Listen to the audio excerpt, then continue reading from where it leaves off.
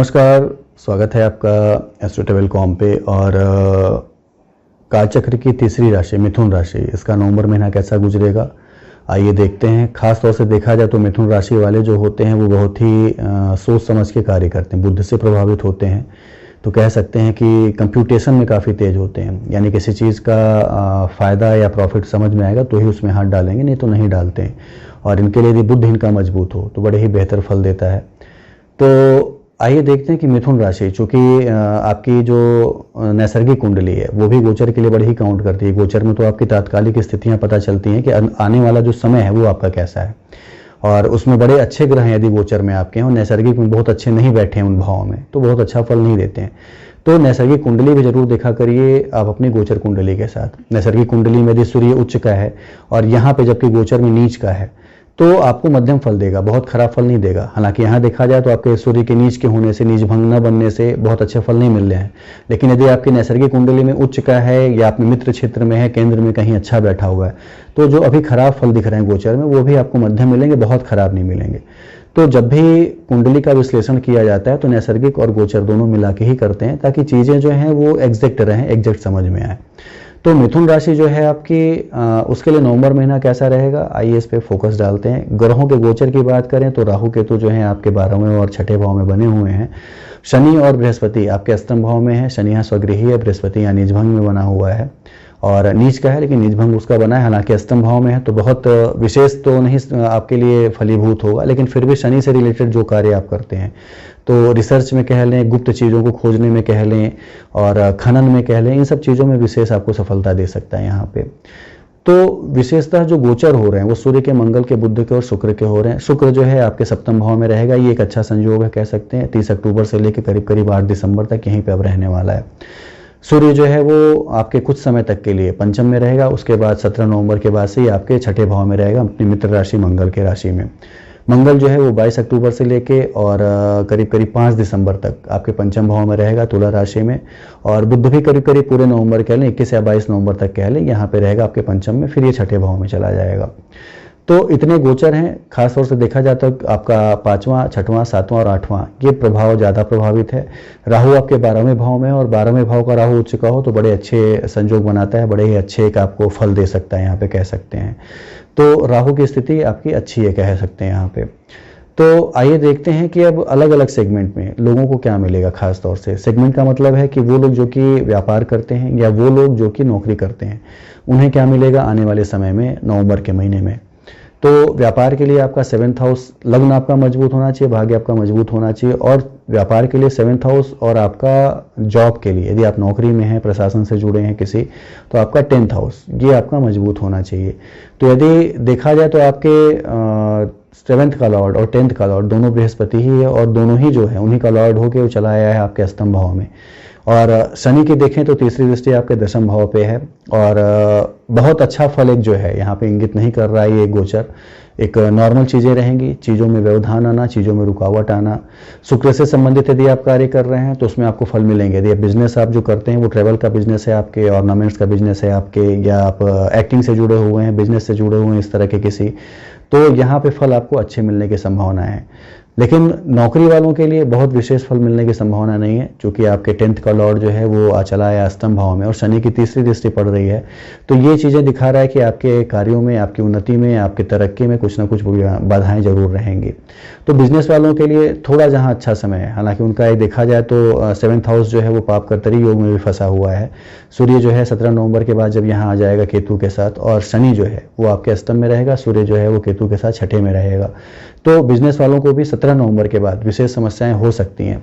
तो बताने के पीछे कारण ये होता है कि अभी से आप सजग हो जाएं, अभी से अपनी चीज़ों को मैनेज कर लें। जो आपके कार्य फंसे हुए थे, जो आपके कार्य रुके हुए थे, उनमें अभी से ध्यान देके उसको अभी ही सॉल्व कराने का प्रयास करें। तो नवंबर का महीना भी इन लोगों के लिए जो कि बिजनेस और जॉब में जुड़े हुए हैं बहुत खराब नहीं गुजरेगा, एक नॉर्मल गुजरेगा।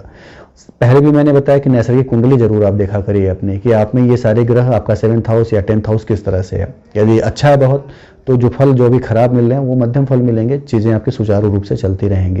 लेकिन गोचर जो है आपका जो तात्कालिक चीज़ों को बता रहा है, उसके हिसाब से बिजनेस या नौकरी के लिए बहुत बेहतर कंडीशन नहीं बनी हुई नवंबर के महीने में। धन की बात यदि हम करें कि धन दौलत आपको कितनी मिलेगी, यानी पैसा रुपए अचल संपत्तियां, यानी आपका लाभ और आपका सेकंड हाउस जो कि अचल संपत्तियों को दिखाता है। आपके लाभ का लॉर्ड जो है वो मंगल है, जो कि आपके पंचम में है। तो यहाँ पे आप भूमि के से संबंधित कार्य कर लें, आप मल्टी स्टोरी से संबंधित कार्य कर लें, अचल संपत्तियों में ये लाभ आपको दिला सकता है। बाकी सेकंड हाउस का जो लॉर्ड है चंद्रमा है, चंद्रमा 2 सवा 2 दिन पे चेंज होता रहता है। तो जब भी ये चंद्र मंगल संयोग बनाएगा, चंद्र बृहस्पति संयोग बनाएगा, या कह लें आपके केंद्र में रहेगा, तो विशेष आपको सफलताएं देगा। लेकिन मंगल जो है उसके चूंकि 11th का लॉर्ड होकर पंचम से उसकी दृष्टि भी है आपके 11th पे, तो मंगल विशेष रूप से आपको कमाने में सहायक होगा। खासतौर से जमीन का काम करते हैं, खनन का कार्य करते हैं, मिट्टी से संबंधित कोई कार्य करते हैं, बिल्डिंग से संबंधित कोई कार्य करते हैं, तो अचल संपत्तियों में वृद्धि के योग दिखाता है, धन कमाने के योग दिखाता है। यहाँ पे व्यवस्थाएं जो है बहुत अच्छी नहीं रहेंगी कह सकते हैं, क्योंकि आपका जो कह सकते हैं कि भाग्येश जो आपका देख लें, आपका कर्मेश देख लें, आपका जो सप्तम भाव है, सभी के लॉर्ड जो है कहीं ना कहीं से अष्टम में हैं, तो बहुत विशेष सफलता नहीं देंगे। लेकिन जो लोग अष्टम से के कार्य से जुड़े हुए हैं, यानी शनि के कार्य से जुड़े हुए हैं, खोज के कार्य से जुड़े हुए हैं, रिसर्च के कार्य से जुड़े हुए हैं, अध्यात्म के किसी कार्य से जुड़े हुए हैं, उनको विशेष सफलता मिलने के योग है। शनि बृहस्पति का ये समय दिखाता है कि आप में इस समय जो बुद्धि आपकी रहेगी वो अध्यात्म की तरफ झुकी रहेगी, अध्यात्म से संबंधित आप कार्य करेंगे, तो उन लोगों के लिए बेहतर कंडीशन है। लेकिन जॉब के लिए कह लें और आपके बिजनेस के लिए कह लें, बहुत एक अच्छी संभावनाएं नहीं है। अभी से सजग हो जाइए, अभी से चीज़ों को एक मैनेज करना शुरू करिए, तो बेहतर चीज़ें रहेंगी नवंबर के महीने में।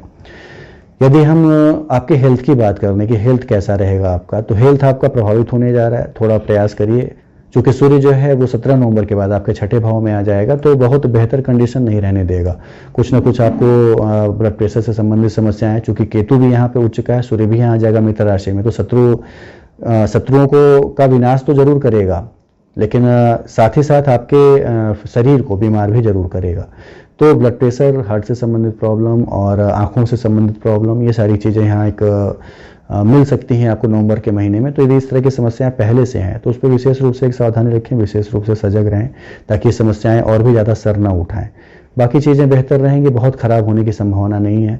हेल्थ भी आपका ठीक रहेगा। शनि चूंकि अष्टम से रिलेटेड है, तो आयु निश्चित रूप से बढ़ाता है जब भी अष्टम से रिलेटेड हो, तो आयु तो आपकी अच्छी है, लेकिन हेल्थ में थोड़ी ये सब समस्याएं आपको आ सकती हैं, परेशानी आपको आ सकती है।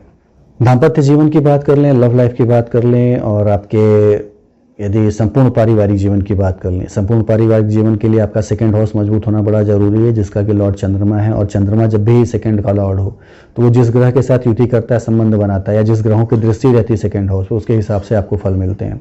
बृहस्पति की भी दृष्टि है सेकंड हाउस पे 7वीं, शनि की भी दृष्टि है, और साथ ही साथ चंद्रमा जब भी मंगल के साथ या शनि के साथ संयोग बनाएगा, या अष्टम या छठे या 12वें में रहेगा, तो पारिवारिक जीवन जो संपूर्ण आपका है, कुछ ना कुछ उसमें मनमुटाव बने रहेंगे, कुछ ना कुछ समस्याएं बनी रहेंगी। बाकी नॉर्मल लाइफ में देखा जाए तो बृहस्पति की दृष्टि होने से सुप्रभाव मिलेगा, एक अच्छा संबंध बना रहेगा, पारिवारिक उत्सव होने के योग बनते हैं, चीज़ें बेहतर रहेंगी, बहुत खराब नहीं होंगी। लेकिन दाम्पत्य जीवन के लिए उसमें चीज़ें खराब हो सकती हैं। हालांकि शुक्र यहाँ पे है तो जरूर मैनेज करेगा चीज़ों को, जरूर एक कंपेटिबिलिटी बनाए रहेगा। लेकिन पाप कर्तरी योग में फंसे होने के कारण कह सकते हैं दाम्पत्य जीवन में थोड़े तनाव की संभावना यहाँ पे बनती हैं। और लव लाइफ को भी ले लें तो पंचम का जो लॉर्ड है वो आपके सप्तम भाव में है, और कहीं ना कहीं से प्रभावित है, सूर्य से, शनि से, सभी से प्रभावित है, तो वहाँ भी एक तनाव की आशंका बनी हुई है। तो संपूर्ण पारिवारिक जीवन तो कह सकते हैं कि बेहतर है, लेकिन आपका लव लाइफ कह लें, आपका दाम्पत्य जीवन कह लें, इसमें एक तनाव, इसमें एक मनमुटाव, इसमें एक दूरी या एक खिंचाव निश्चित रूप से महसूस होगा आपको नवंबर के महीने में। तो अपनी वाणी पे, अपने कार्यों पे, अपने व्यवहार पे जरूर नियंत्रण रखें, ताकि इन सब चीज़ों से आप बचे रहें, खिंचाव से बचे रहें या मन में तनाव से बचे रहें, क्योंकि ये तनाव ऐसे होते हैं जो कि आपके सारे कार्य या सारे किए धरे पे पानी फेर देते हैं।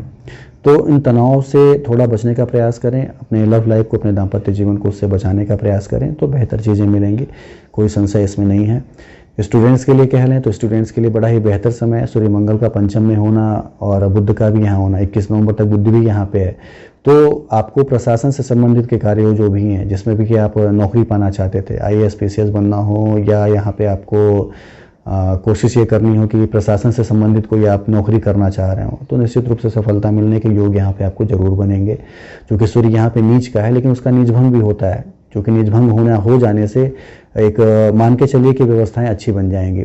आपकी राशि से देखा जाए तो सूर्य जिस राशि में है वो राशि का लॉर्ड जो वो केंद्र में है, पूरे नवंबर भर रहेगा, यानी 30 अक्टूबर से लेकर करीब 8 दिसंबर तक शुक्र जो है आपके सप्तम भाव में रहेगा। तो कहीं ना कहीं से नीचभंग भी बनता है सूर्य का। लेकिन आपकी अपनी नैसर्गिक कुंडली में यदि सूर्य उच्च का है या मित्र क्षेत्र में अच्छी डिग्री पे है, तो मान के चलिए कि बड़ा ही बेहतर समय आपके लिए है प्रशासन से संबंधित कार्यों को करने के लिए या उसमें जॉब पाने के लिए।